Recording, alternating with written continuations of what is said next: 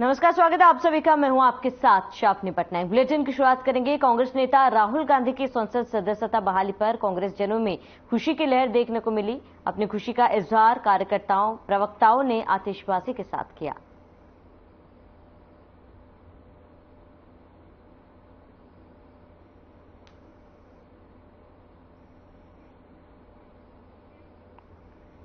Deputy CM TS Singhdeo से हमारे संवाददाता ने प्रदेश की योजना विकास के मुद्दों को लेकर खास बातचीत की। क्या कुछ कहा सिंहदेव ने, आपको सुनाते हैं। विकास की सीमा नहीं होती। आप कितना भी कर लीजिए वो कम होगा।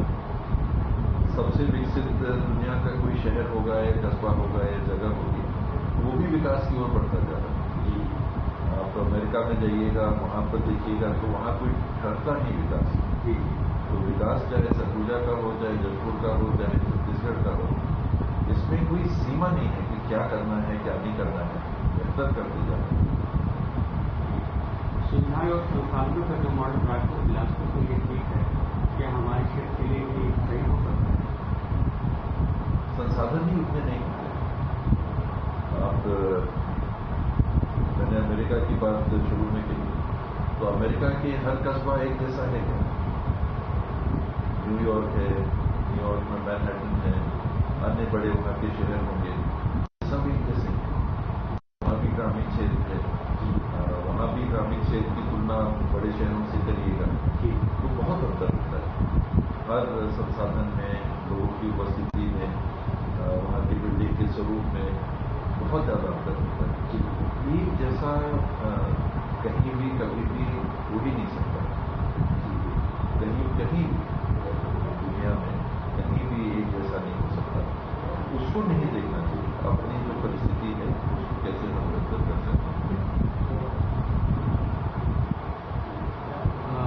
ऐसा कानून तो आप किस रूप में पसंद करेंगे?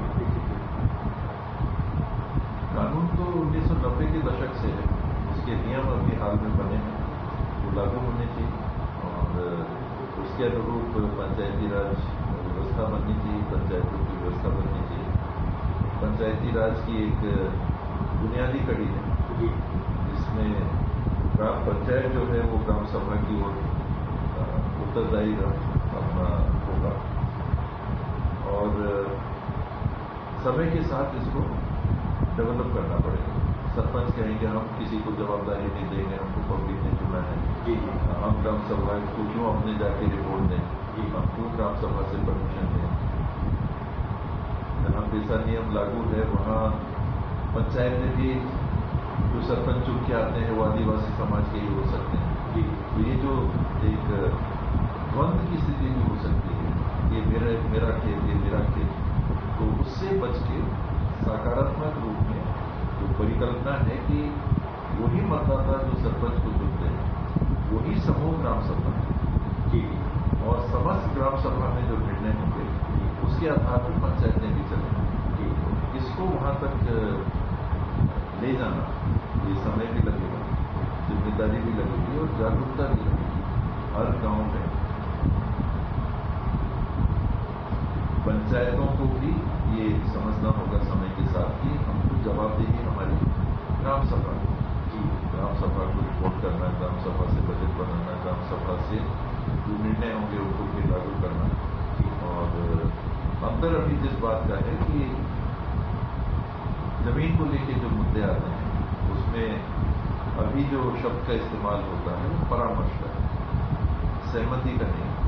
तो इसको विकसित करना है कि खास करके जमीन में खदान खुलना, अन्य बातें हैं जिसमें गांव की जमीन जाएगी, चाहे वो बांध बनना हो, रोड बनना हो, तो चर्चा अर्थात कि हमने बात की और कोई वजन ग्राम सभा का नहीं बनता, सहमति लेना ग्राम सभा की, ये जागरूक व्यवस्था का हिस्सा बन सकता है। एक शब्द है जिसका जब हमने आत्मसात किया कि हम कुछ होने नहीं देंगे, ग्राम सभा के पास बात है तो विकास हो जाएगा। आपका पहला सवाल था विकास का, सड़क बनानी है, ग्राम सभा कहेगी हम जमीन नहीं देंगे। बांध बनाना है, ग्राम सभा कहेगी कि हमारे यहाँ जमीन डूबेगी, हम जमीन नहीं देंगे। और इस प्रकार के विकास के काम आएंगे। तो इसके बीच में मेरा ये मानना है कि ऐसा भी अगर ग्राम सभा करे तो अंततः समय के साथ में वो जवाबदेही हमको ग्राम सभा को देनी चाहिए, सिर्फ चर्चा ही नहीं, सहमति। तो उस दिशा में अभी हमको मेच्योर थोड़ा समय लगेगा, लेकिन उस दिशा में हमको जाना है। आदिवासियों की संस्कृति और सभ्यता तथा जीवन शैली से आप मर्मज्ञ हैं। अत्यधिक जीवन शैली भी आपने की है। यह संरक्षित भी रहे, सुरक्षित भी रहे और विकसित भी हो, मन में कुछ है। आपने पेशा नियम पेशा कानून की बात की, तो पुरानी सभ्यता, रीति रिवाज, अलग अलग धर्म के मानने वाले एक गांव में रह सकते हैं, आदिवासी अंचल में भी पेशा नियम लागू होता है। वहां इस सभी धर्मों की व्यवस्था करना ये ग्राम सभा कर रही है। आप आदिवासी की बात करेंगे तो मान लीजिए कि एक गांव में कंवर रहते हैं, गोंड रहते हैं, उरांव रहते हैं, खैरवार रहते हैं, नगेसिया रहेंगे, सबकी तरह अलग अलग। आदिवासी समाज और सभ्यता में कोई ऐसी एक रूपता भी नहीं है। जैसे आप हिंदू धर्म की बात करें तो उसमें अनेकों भगवान, अनेकों पद्धति। आप ईसाई धर्म की बात करेंगे, कैथोलिक है, प्रोटेस्टेंट है, तो और भी है। आप इस्लाम धर्म की बात करेंगे तो उसमें भी कई प्रकार के धर्म के राह पे चलने की व्यवस्थाएं हैं, कोई एक नहीं। कोई आदिवासी समाज के अंदर भी बात इसकी है कि किसी एक जाति विशेष की नहीं, आदिवासी धर्म और समाज की व्यवस्था एक नहीं है, लेकिन जितनी है वो सब उनको पालन करने वाले आदिवासी वर्ग के बने पे उनको पूरी स्वतंत्रता और सुरक्षा होनी चाहिए, अपने नियमों का अपने लिए पालन। मैं अपनी बात आपके ऊपर ला दूंगा, ये व्यवस्था नहीं।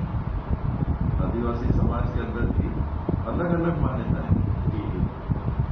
कोई सन्ना की पूजा करते हैं, कोई बूढ़ा देव की पूजा करते हैं, कोई तीसरे स्वरूप को मान्यता देते हैं। वो सभी स्वरूप सुरक्षित और संरक्षित होंगे। तो ये व्यवस्था बनानी है कि सिर्फ एक ही पूजा होगी, वहां मानव समाज में सबकी जो पद्धतियां हैं सबको सुरक्षित और संरक्षित करके स्वतंत्र रूप से उस वर्ग के लोग अपने रीति रिवाज से अपने जीवन को चलाएं, ये हमको सुनिश्चित करना चाहिए। हमारा सोचना यह सिर्फ टाइटल ना हो, वास्तव में हो सकता है, यानी हिंदू पद संग्रह को संपन्न किया जा सकता है। नीति क्या होनी चाहिए? ये ताम्रध्वज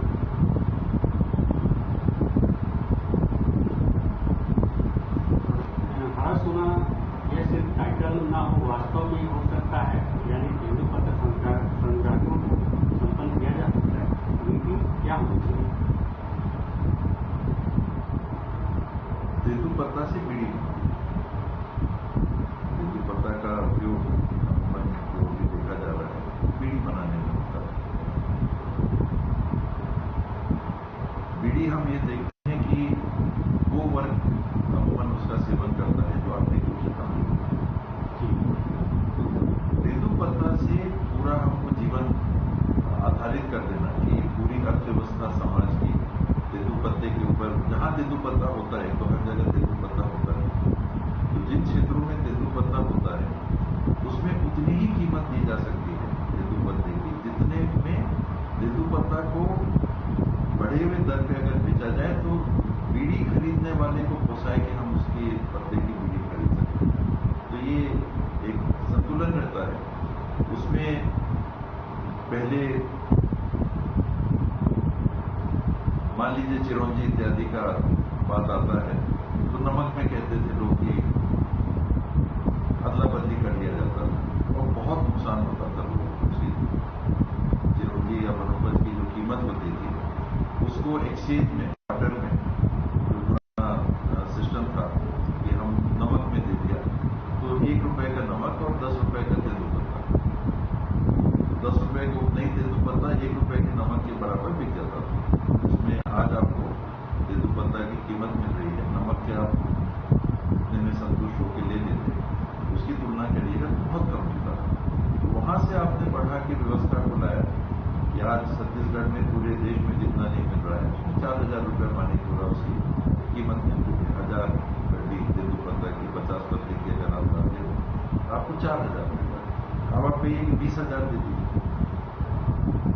बीड़ी कौन पिएगा? बीड़ी पीने वालों को उस रेट में बीड़ी का भाव नहीं पोसाएगा। उतना संतुलन बनाना पड़ता है, इधर शोषण भी ना हो और उधर उपयोग करने वालों के लिए भी ऐसे दाम पे मिले, वो भी कोई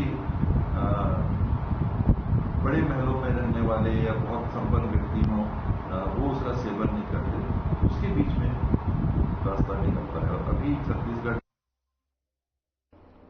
छत्तीसगढ़ में संभाग स्तरीय युवाओं से भेंट मुलाकात कार्यक्रम चल रहा है, जिसे लेकर प्रदेश कांग्रेस संचार विभाग अध्यक्ष सुशील आनंद शुक्ला का बयान सामने आया। उन्होंने कहा, हमारी सरकार में शिक्षा व्यवस्था में व्यापक सुधार हुए हैं।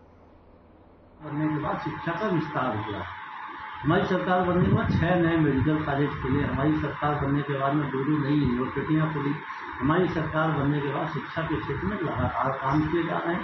और मुख्यमंत्री भूपेश बघेल न सिर्फ शिक्षा, युवाओं को रोजगार कैसे मिले। आपको ये जान के आश्चर्य होगा कि देश छत्तीसगढ़ को अपना पहला शिक्षक राज्य बनने के 18 साल बाद मिला। 18 साल तक इस प्रदेश में सिर्फ शिक्षा कर्मियों की नियुक्ति होती थी। सीधे शिक्षक की भर्ती भूपेश बघेल ने चालू किया। सीधे का मतलब यह है कि युवाओं के भविष्य को सुरक्षित करने का काम किया गया। पिछले 5.25 साल में 1 लाख युवाओं को सरकारी नौकरी की। आज ऐसा कोई विभाग नहीं है जिसमें भर्तियां नहीं हो रही। हर विभाग में भर्तियां हो गई। 5 साल में हमने 5 लाख युवाओं को रोजगार दिया और आने वाले 5 साल में 15 लाख युवाओं को रोजगार देने के लिए छत्तीसगढ़ रोजगार मिशन का गठन किया। ये भूपेश है तो भरोसा, युवाओं ने ये भरोसा और ज्यादा उनके सर चढ़ते। कांग्रेस प्रवक्ता धनंजय सिंह ठाकुर से हमारे संवाददाता ने खास बातचीत की। इस बातचीत में धनंजय सिंह ठाकुर ने युवाओं से भेंट मुलाकात कार्यक्रम पर अपनी बात रखी। क्या कुछ कहा उन्होंने, आपको सुनाते हैं। छत्तीसगढ़ युवा प्रदेश है और यहाँ के जो युवा हैं वो आने वाला भविष्य है छत्तीसगढ़ का। और माननीय मुख्यमंत्री भूपेश बघेल जी की सरकार की योजनाएं जो हर वर्ग को प्रभावित करती है, हर वर्ग को लाभान्वित करती है। अब देखेंगे 90 विधानसभा क्षेत्र में भेंट मुलाकात कार्यक्रम भूपेश बघेल जी ने आयोजित किया, जनता के बीच गए, जनता के सवालों को जवाब दिए, जनता की समस्याओं को निराकरण किए, सरकार की योजनाओं को वहाँ तक पहुँचाया। भरोसे का सम्मेलन में किसानों का जो भरोसा भूपेश बघेल जी के साथ खड़ा रहा, सरकार के साथ खड़ा रहा। और उसके बाद जो भेंट मुलाकात युवाओं से कर रहे हैं, युवाओं के सुझाव जो आते हैं, युवाओं से जो चर्चा उनकी होती है, युवाओं की जो समस्याओं को निराकरण करते हैं, निश्चित तौर पर एक बड़ा प्रतिसाद मिल रहा है। युवा इससे खुश है कि राज्य के मुखिया युवा के पास आकर पूछ रहे हैं कि आप बताएं कि आपको क्या चाहिए, आप अगर पढ़ाई कर रहे हैं तो क्या आप चाहते हैं, शिक्षा के क्षेत्र में क्या सुधार होनी चाहिए, उनकी समस्या क्या है। तो निश्चित तौर पर जब जिस क्षेत्र के लोग हैं उनके जब सुझाव आएंगे तो आप जो चीज़ें कर रहे हैं उसमें बेहतरी से कर पाएंगे, उसमें सुधार लाएंगे, गुणवत्ता लाएंगे। और यही काम भूपेश बघेल जी कर रहे हैं। मुख्यमंत्री की ऐसी कौन सी बात है यहाँ, क्या है उनमें जो युवाओं को अपनी ओर आकर्षित करती है? सरलता, सौम्यता, सहजता, अपनापन, छत्तीसगढ़ी भाषा में उनसे चर्चा करना, लोगों की भावनाओं को समझना, युवाओं की भावनाओं को समझना, उनकी भावनाओं के अनुरूप काम करना, सबकी बात सुनना, सबका जवाब देना, सहनशीलता, यही उनकी खासियत है। इसलिए वो उसको करते हैं। एक बात आज छात्र ने कही कि ऐसा लगता है कि पहली बार कोई छत्तीसगढ़िया मुख्यमंत्री बना है। क्यों ये भावना बच्चों में? देखिए, छत्तीसगढ़ राज्य की हम जब बात करते हैं तो हमें थोड़ा पीछे जाना चाहिए। जब हमारे पूर्वजों ने, चाहे हमारे पूर्वज छत्तीसगढ़ के हैं जो छत्तीसगढ़ राज्य बनाने का सपना देखे थे, उन लोगों ने जो भावनाएं थी कि छत्तीसगढ़ में वन संपदा है, छत्तीसगढ़ में सारी संपदाएं प्राकृतिक दी है। उसके बाद छत्तीसगढ़ के आदिवासी वर्ग है, यहाँ के किसान है, यहाँ के ओबीसी वर्ग है, यहाँ के उनको लाभ क्यों नहीं मिलना चाहिए। छत्तीसगढ़ राज्य का निर्माण हुआ, उसके बाद 15 साल तक जो भारतीय जनता पार्टी की सरकार रही है जो छत्तीसगढ़िया वाद के खिलाफ रही है, छत्तीसगढ़ियों की भावना विपरीत काम करते रही, मूल काम भ्रष्टाचार करना था, जो छत्तीसगढ़ की भावनाओं को चलने काम किया था। आज मुख्यमंत्री भूपेश बघेल जी जो छत्तीसगढ़ के माटी पुत्र हैं, किसान हैं, गांव के रहने वाले हैं, सरल स्वभाव के हैं, सहज हैं, तो वो उन्होंने जो छत्तीसगढ़ियों को जो भावनाएं थी उनका जो आकार दिया है, किसानों को जो धान कीमत दे रहे हैं, कर्ज मुक्त किए हैं, बिजली की सुविधाएं प्रदान किए हैं, छत्तीस कला संस्कृति परंपरा तीज त्योहार को अपना एक स्थान दिला है। इसमें लोगों को लग रहा है ना कि आज छत्तीसगढ़िया जो मुख्यमंत्री है छत्तीसगढ़ उनका ही छत्तीसगढ़ है। ये भावनाएं उनके बीच में अगर आई है तो भूपेश बघेल सरकार जी के द्वारा किए गए काम, यही वो प्रदेश है जहाँ लाल गमछा पहन कर अगर कोई सड़कों पर निकल जाता था तो उसे भाजपा के लोग इस प्रकार से प्रताड़ित करते थे। अगर कोई भाजपा कार्यालय में छत्तीसगढ़ी में बात कर दे तो कहीं न कहीं उसको एक तिरस्कार की नजर देखा जाता था। आज वही भाजपा कार्यालय में अगर छत्तीसगढ़ संस्कृति कल्चर का परंपरा का आयोजन हो रहा है, छत्तीसगढ़ के खान पान वहाँ पे महक रहे हैं, भाजपा नेता का छत्तीसगढ़ मतारी के चरणों में माल्यार्पण अर्पण करने मजबूर हुए हैं, अगर भाजपा नेता छत्तीसगढ़ी में बात कर रहे हैं तो कांग्रेस सरकार के द्वारा किए गए कामों का प्रयास है। इसीलिए जनता कह रही है कि ये सरकार उनकी सरकार है, ये सरकार छत्तीसगढ़ियों की सरकार है। भविष्य बच्चों के हाथ में है, बच्चे अपने मुख्यमंत्री से प्यार कर रहे हैं, प्रभावित है। निश्चित तौर पर मैंने पहले ही कहा आपसे कि छत्तीसगढ़ युवा प्रदेश है और यहाँ के युवा आने वाला हमारा भविष्य है। हम युवाओं को प्रेरित कर रहे हैं, रोजगार के लिए प्रेरित कर रहे हैं, शिक्षा के लिए प्रेरित कर रहे हैं, टेक्नोलॉजी के लिए प्रेरित कर रहे हैं, उनको अच्छे संस्कार देने के लिए प्रेरित कर रहे हैं, उनको इस राज्य के भविष्य बनाने के लिए। निश्चित तौर पर युवा आगे बढ़ेंगे तो प्रदेश जो युवा प्रदेश है उसको अपने साथ में कंधों में बिठाकर उंगली पकड़कर एक नई दिशा देंगे। मुख्यमंत्री भूपेश बघेल जी की जो सोच है। प्रदेश कांग्रेस कमेटी के सचिव शैलेंद्र प्रताप सिंह से चुनाव को लेकर पार्टी की तैयारियों पर चर्चा की गई। क्या कुछ कहा उन्होंने, सुनाते हैं। तैयारी चल रही है और सरकार ने बहुत सारी योजनाएं, अच्छी योजनाएं लॉन्च की और जनता से जुड़े रहे, सबसे बड़ी बात यह है। और जितने भी जनप्रतिनिधि हैं उन्होंने भी अच्छा काम किया, सारे विधायक मंत्री ने अच्छा काम किया।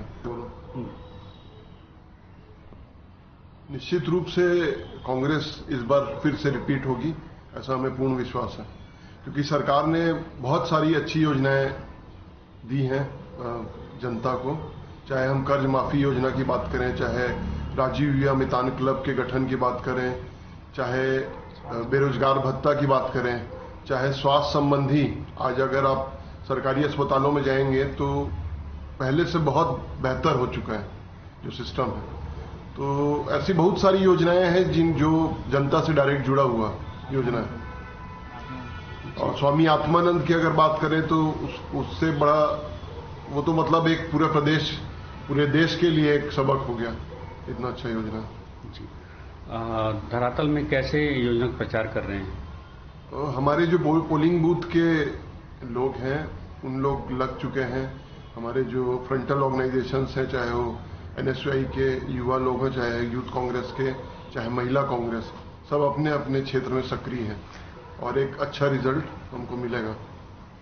अभी रायपुर का भी आप दौरा करके लौटे हुए हैं, तो उस पर क्या चर्चा चल रही है? वो स्काउट गाइड की एक मीटिंग थी, तो उसमें भी रायपुर के विधायक हैं जो सत्यनारायण शर्मा जी और महासमुंद के विधायक विनोद चंद्राकर जी, वो भी थे। तो वहाँ भी काफी अच्छा काम हुआ है, उनके क्षेत्र में भी अच्छा लोगों में हर्ष है जी। अभी कुछ दिन पहले राहुल गांधी जी को सुप्रीम कोर्ट द्वारा राहत दिया गया, उस पर क्या कहेंगे आप? निश्चित रूप से लोकतंत्र की जीत है और पूरी जनता को पता चल चुका है कि मोदी जी ने ये गलत किया था। कभी पराजित नहीं होता और सुप्रीम कोर्ट ने अपने निर्णय में इस बात को दोहराया है। सुप्रीम कोर्ट ने यह भी कहा कि निचली अदालत ने जो राहुल गांधी को सजा दिया था, तो उस सजा का मैक्सिमम अधिकतम दिनों की सजा क्यों दी गई? यदि वो सजा एक दिन कम रहता तो इनकी संसद सदस्यता समाप्त नहीं होती। यह गौर करने वाला विषय है और हमारी पार्टी के शीर्षस्थ नेतृत्व सहित सभी लोगों को इसी बात पे आपत्ति थी कि वो सजा को अधिकतम क्यों किया गया, एक दिन कम ही क्यों नहीं किया गया। तो क्या इसके पीछे मंशा कुछ ऐसी तो नहीं थी कि उनकी सांसद सदस्यता को ही समाप्त किया जाए? सुप्रीम कोर्ट ने इस बात को संज्ञान में लिया और हम धन्यवाद देते हैं सुप्रीम कोर्ट को। उन्होंने बहुत अच्छा निर्णय दिया, जो निर्णय होना था वही निर्णय दिया। हम सब इससे खुश हैं और जब आपके नेता किसी मामले में जो सजा उनको सुनाई गई है उस पर यदि स्थगन लगता है तो निश्चित रूप से कांग्रेस पार्टी के समस्त लोगों में ऊर्जा का संचार होता है, और यदि कार्यकर्ताओं में ऊर्जा का संचार होता है तो आने वाले समय में इसका फायदा भी पार्टी को मिलेगा। परंतु मैं फिर से सुप्रीम कोर्ट को इस निर्णय के लिए धन्यवाद ज्ञापित करता हूँ। सर, तो आपको कहीं ये नहीं लगता कि बीजेपी और जो कानून मंत्री हैं उनके द्वारा सोची समझी कोई चाल होगी उसकी राहुल गांधी जी की सदस्यता को खत्म करने के लिए?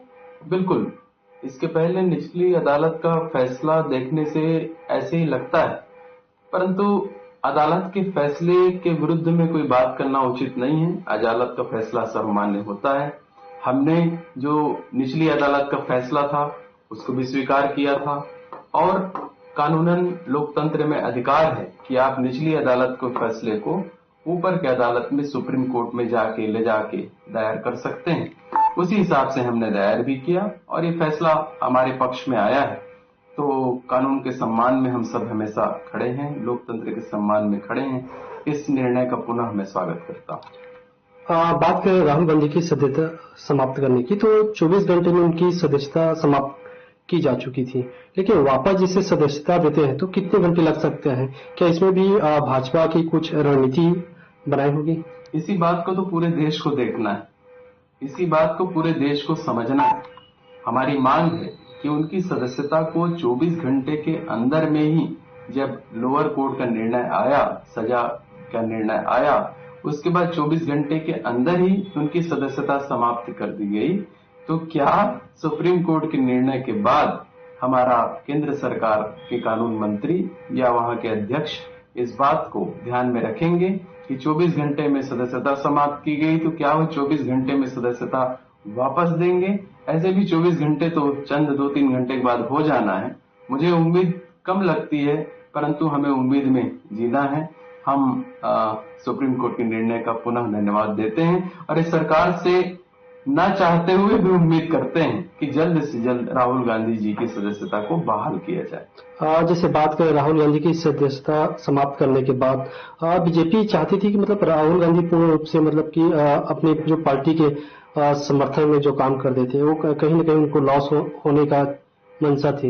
लेकिन एक तरफ से देखें जैसे कि वो सांसद के तौर पर जो कार्य कर रहे थे, लेकिन आज सदस्यता खत्म होने के बाद उनकी जो लोकप्रियता बढ़ी है, उसमें क्या कहेंगे आप? देखिए, क्या होता है कि किसी भी की योग्यता को आप गैर कानूनी ढंग से दबाने का प्रयास करेंगे तो व्यक्तित्व और उभरता है और उस व्यक्तित्व में और निखार आता है। राहुल गांधी जी के साथ यही हुआ। बड़ी बेबाकी के साथ राहुल जी संसद में अपनी बात को रखते थे, निर्भयता से रखते थे, निडरता से रखते थे। उनकी आवाज को कुचलने के लिए सारा षड्यंत्र रचा गया और अंततः सुप्रीम कोर्ट के निर्णय के बाद उस षड्यंत्र का पर्दाफाश हुआ और पुनः राहुल जी गरजेंगे, ऐसी हमारी उम्मीद है। हमेशा जरूरतमंद लोगों के लिए वो एक मुखरता से अपनी बात को लेकर उपस्थित होते हैं। आने वाले समय में राहुल गांधी जी की भी गर्जना हमको लोकसभा में दिखने को मिलेगा। बात करें राहुल गांधी की सदस्यता पर जिस प्रकार से सुप्रीम कोर्ट ने उनकी रोक लगाई है, तो भारत के साथ साथ अन्य देशों पर भी एक प्रकार से कांग्रेस की जो जनप्रतिनिधि है या आम जनता है काफी उत्साहित नजर आए हैं। यहाँ तक कि देखे थे अपने रायपुर में भी कांग्रेस सदस्यों द्वारा काफी मिठाई बांटा गया है। इसमें बीजेपी द्वारा देखें तो किस तरह की माहौल है अभी वर्तमान समय पर? मुझे लगता है कि बीजेपी को शौक लगा है, भारतीय जनता पार्टी की विचारधारा लोगों को भी शौक लगा है और जनमानस में इस खुशी को, अब मिठाई बांटना तो एक खुशी को जाहिर करने का तरीका होता है। लोगों को अच्छा लगा, सुप्रीम कोर्ट के निर्णय लोगों को भाया, उनको लगा कि सत्य की जीत हुई है, इसलिए वो खुशियां मनाए। और जो लोग आवाज को दबाने के प्रयास करने में, षड्यंत्र में शामिल थे, उन लोगों को सांप सूंघ गया है। वो अपनी बात को, अपने मुंह को बंद करके अगल बगल झांक रहे हैं। तो चलिए इसी के साथ इस बुलेटिन में फिलहाल में देते हैं। देश प्रदेश की तमाम बड़ी खबरों के लिए आप बने रहे हमारे साथ।